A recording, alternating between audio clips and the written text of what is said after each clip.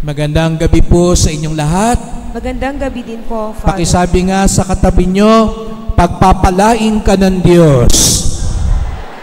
Alam nyo po, kaya tayo pagpapalain ng Diyos dahil lalo na ngayon, araw ng ating debosyon kay Lolo Uweng, at bukod pa doon, tayo ay pinagpala sa pagdalaw. Alam nyo po, ako po si Father June ng Quiapo, at kanina pag alis ko sa Quiapo, alas 4:30, ay kailangan kong lumangoy para sumuyod sa mga tao.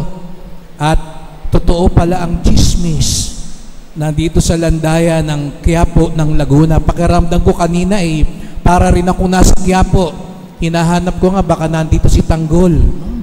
Baka naligaw dito kasi wala siya sa Quiapo kanina. Baka nandito, pero damang-dama ko po, gaya ng mga deboto sa Quiapo. Kanina tinanong ko, ito ay 13 misa.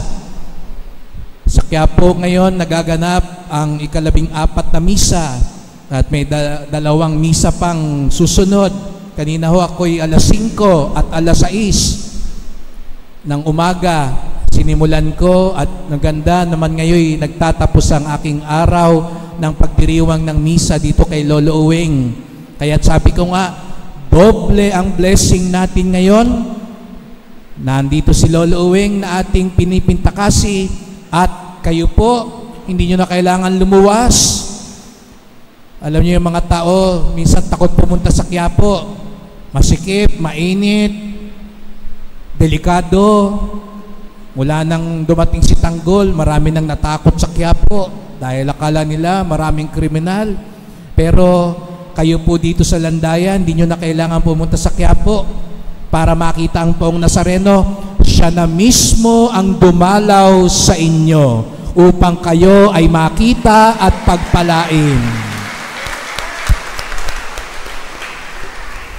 Kaya nakakataba ng puso na makita po kayong mga kapwa deboto at natitiyak ko ang ating Panginoon din. Kaya kanina pinagmamasdan ko yung mga tindahan dyan. Sabi ko talagang totoo nga. Naghahanap ka ako baka may pansit palabok din dyan, at sotanghon gaya sa Quiapo, at hopya. Pero narinig natin ngayon sa mga pagbasa na pinagninilayan natin ang katapusan. Sabihin nyo nga sa katabi nyo, katapusan na bukas. Ayan, mukhang natakot na kayo. Ito talaga namang katapusan na bukas, Huling araw na bukas ng Nobyembre, at sa kalendaryo ng simbahan ay huling araw na rin. Kaya hindi naman kayo tinatakot, Iba pag sinabing, pag dinagdagan mo ng mo, ayan, ibang usapan na yan. Sabihin mo sa katabi mo, katapusan mo na bukas. Ayan, nakakatakot na yan, Pero mga kapatid, pag katapusan ng pinag-uusapan natin, bakit nga ba talaga parang natatakot tayo? Bakit nagigimbal tayo? At hindi ba kataka-taka, 2 linggo na, ito yung diwa ng mga pagbasa at pagpasok ng Adbyento, ganito pa rin ang diwa ng mga pagbasa, pagtatapos. Nananakot ba si Jesus Nazareno, si Lolo Uweng? Kahapon sa Ebanghelyo, matapos isalarawan ng Panginoon na magugunaw ang lahat, hihimatayin ng mga tao, bigla sa huli sabi niya, magalak kayo.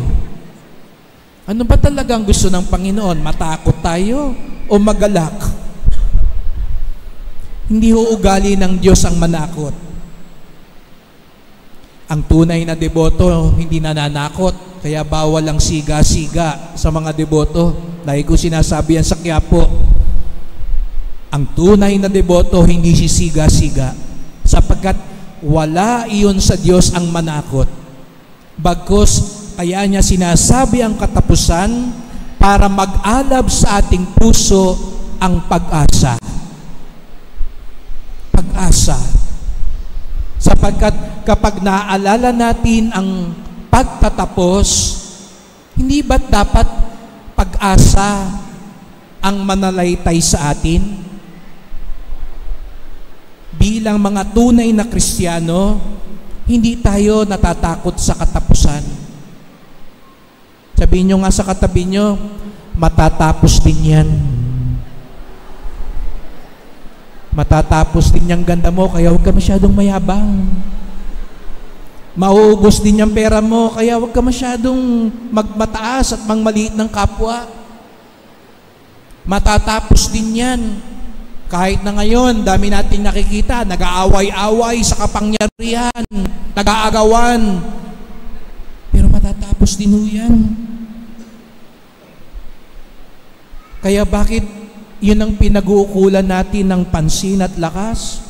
Yung matatapos din. Iiwan din natin lahat yan. Pero may isa pang mabuting balita din. Kaya ka pinasimba ngayon ni Lolo Uwing. Gusto niya sabihin din sa'yo, oo, alam ko marami kang problema ngayon. Matatapos din yan. Marami kang dagok ngayon, marami kang inaalala ngayon. Kaya ka pinapunta rito, gusto niya sabihin sa'yo, matatapos din yan. Kaya huwag kang susuko, huwag kang mawawala ng pag-asa, huwag kang magtatampo sa Diyos, huwag kang ihinto sa pagsisimba at pagdedebosyon sa Kanya. Matatapos din yan. Isa lang ang hindi magtatapos, ang Panginoong Jesucristo. Kaya nga't sabi niya, mawawala ang langit at lupa, maglalaho ang lahat, ngunit ang mga salita ko'y hindi magkakabula. Ang ganda ng salita, hindi magkakabula. Ano ba yung bula? Naalala nyo nung bata po tayo? Manghang-mangha tayo sa mga bula. Lalo na pag tinamaan ng kulay, ng araw, ng liwanag, iba-ibang kulay. At anong nangyayari? Pag hinabol natin yung bula, pag hinawakan natin yung bula, nawawala. Nakakalungkot mga kapatid, kung ang inahabol natin sa buhay ay parang bula lamang, nawawala din po. Huwag tayong umasa sa bula. Kaya ano rin tawag ko sa mga taong nagsisinungaling? Bulaan. Madaming bulaan ngayon. Mangangako sa atin ng marami, ng langit at lupa. Sabihin nyo, maglalaho din yan. Kaya, huwag kang bulaan. Huwag tayong sumunod sa mga bulaan. Sa mga mambobola, mawawala din yan. Isa lang ang hindi mambobola. Isa lang ang tumutupad ng lubos sa kanyang pangako, ang ating Panginoong Jesucristo. Kaya ipagdasal natin mga kapatid. Kanina, nakita ko sa likod, talagang parang Quiapo. Kung kayo'y makahaplos, makakapit kay Lolo Uwing, sana yung pagkapit natin sa kanyang imahe, pagkatapos ng misang ito, pag-alis natin sa simbahang ito, nakakapit pa rin tayo sa Kanya, sa Kanyang katotohanan, sa Kanyang kabutihan, sa Kanyang awa, sa Kanyang pagmamalasakit. Dahil baliwala po mga kapatid, kahit ilang kuskus ang gawin natin, paglabas naman natin, magsisinungaling pa rin tayo, mandaraya tayo.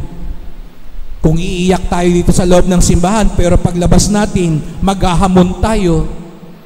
Sabi ko sa Quiapo, kung makataas tayo ng kamay, baka naman paglabas ng simbahan, nakaganon na yung kamay mo.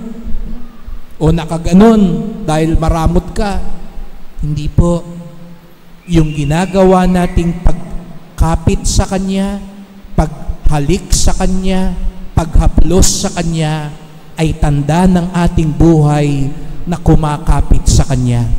At kapag nakakapit tayo sa Kanya, pag dumating ang panahon, matatapos ang lahat, tayo'y titindig, hindi matatakot, kung hindi magagalak, sapagkat ang kinapitan natin ang tunay na magtatagal. Mahirap, maraming tukso, maraming pagsubok, maraming mga krus. Ngunit tignan niyo ang pong Nazareno. Hindi siya madadala ng krus pababa. Ang Nazareno ng Quiapo daw po, bumabangon, nagpapatuloy, sapagkat alam niya, hindi pa tapos ang lahat. Mamaya, pag kayo'y nagkaroon ng pagkakataong humaplos uli kay Lolo Uwing o sa pong Nazareno, pakinggan niyo siyang nangungusap sa iyong puso. Hindi pa tapos ang lahat. Kaya tuloy lang. At kung ano man niyang bumabagabag sa iyo, matatapos din yan. At ang mahalaga, nakakapit ka at nagtitiwala ka sa akin.